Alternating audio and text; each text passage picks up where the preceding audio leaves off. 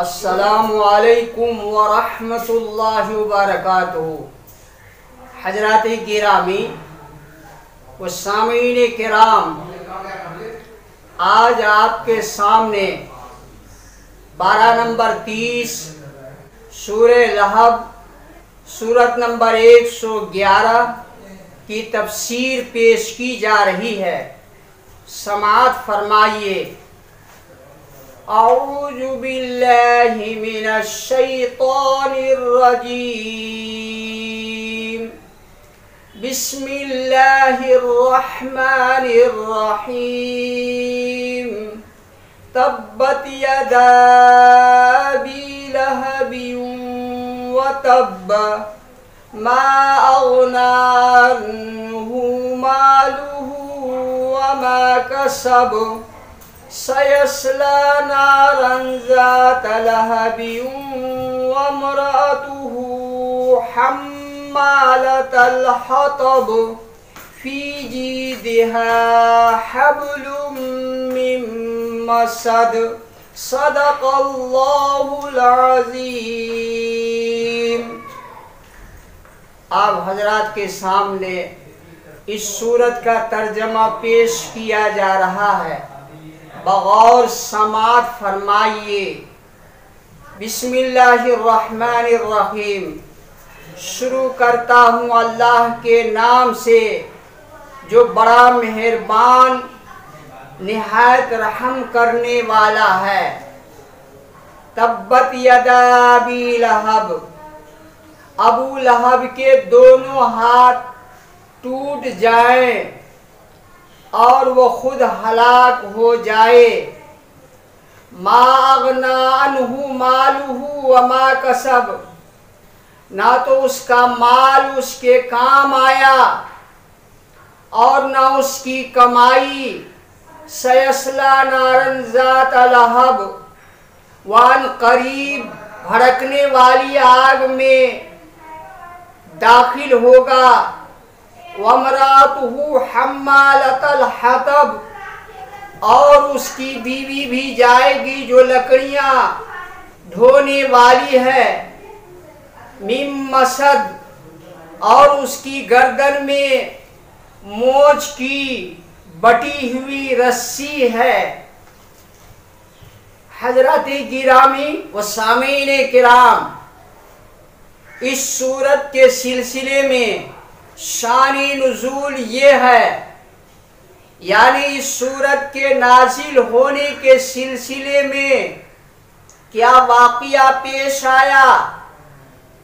یہ واقعہ پیش آیا کہ جب رسول اللہ صلی اللہ علیہ وسلم پر آیت وانذر عشیرتک الاقربین نازل ہوئی کہ آپ اپنے رشتہ داروں کو ڈرائیں اور ان کو تبلیغ کریں، تو جناب رسول اللہ صلی اللہ علیہ وسلم نے صفا پہاڑی پر چڑھ کر یا صباح کی آواز لگائی۔ اس طرح کی آواز عرب کے اندر خطرے کی علامت اور خطرے کی گھنٹی سمجھی جاتی تھی۔ چنانچہ اس آواز پر لوگ اکٹھے ہو گئے۔ جناب رسول اللہ صلی اللہ علیہ وسلم نے فرمایا، ذرا یہ بتلاؤ کہ اگر میں تمہیں یہ خبر دوں کہ اس پہاڑ کی پشت پر ایک لشکر جرار ہے جو تم پر حملہ آور ہوا چاہتا ہے، تو تم میری تصدیق کرو گے؟ ان لوگوں نے کہا، کیوں نہیں، ہم نے کبھی آپ صلی اللہ علیہ وسلم کو جھوٹا نہیں پایا۔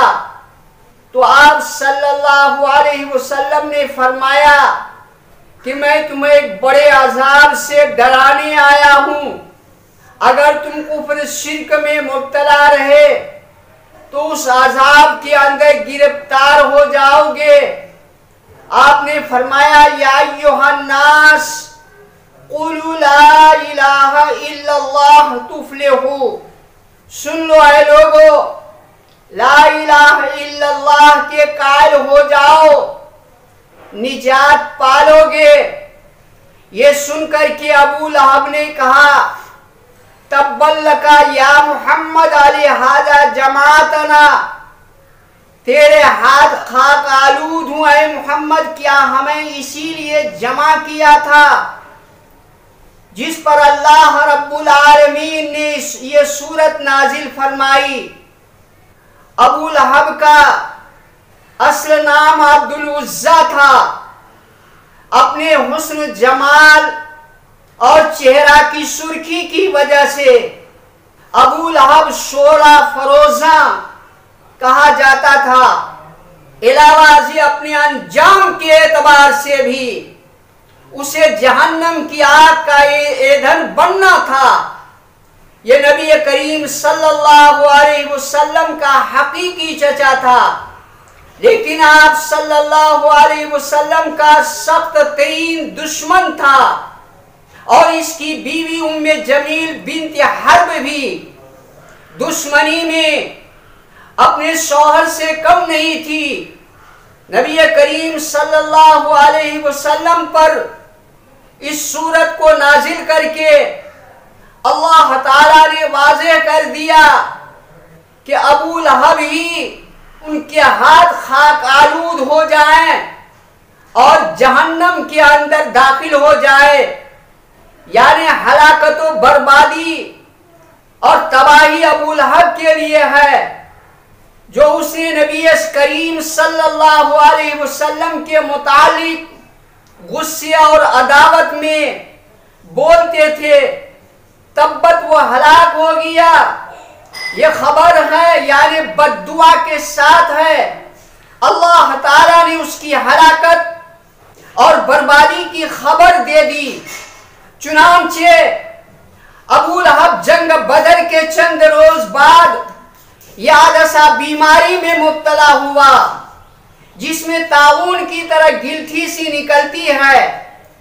اسی میں اس کی موت واقع ہو گئی۔ جیسے آج کرونا وائرس کی وجہ سے لوگ مریض کے قریب نہیں آتے ہیں، اسی طرح سے 3 دن تک اس کی لاش کے قریب لوگ نہیں آئے، حتیٰ کہ سخت بدبودار ہو گئی۔ بالآخر اس کے لڑکوں نے بیماری کے پھیلنے اور اپنے آر اور خوف کی وجہ سے اس کے جسم پر دور ہی سے پتھر اور مٹی ڈال کر اسے دفنا دیا گیا۔ کسب کمائی میں اس کی رئیسانہ حیثیت اور جاہ و منصب اور اس کی اولاد میں شامل ہے، یعنی جب اللہ کی گرفت آئی تو کوئی چیز اس کے کام نہیں آئی، یعنی جہنم میں اپنے خاوند کی آگ پر لکڑیاں لا لا کر کے ڈالے گی تاکہ آگ مزید بھڑکے۔ یہ اللہ کی طرف سے ہوگا، یعنی جس طرح یہ دنیا میں اپنے شوہر کے لیے شوہر کی اور اس کے کفر عناد میں مددگار تھی، آخرت میں بھی عذاب میں اس کی مددگار ہوگی۔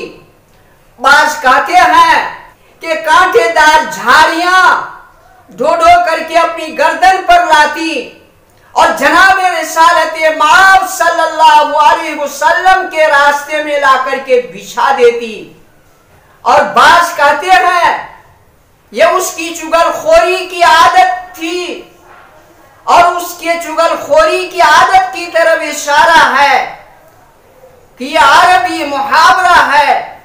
یہ کفار قریش کے پاس جا کر کے رسالت مآب صلی اللہ علیہ وسلم کی غیبت کرتی اور انہیں آپ صلی اللہ علیہ وسلم کی عداوت پر رخصادی تھی۔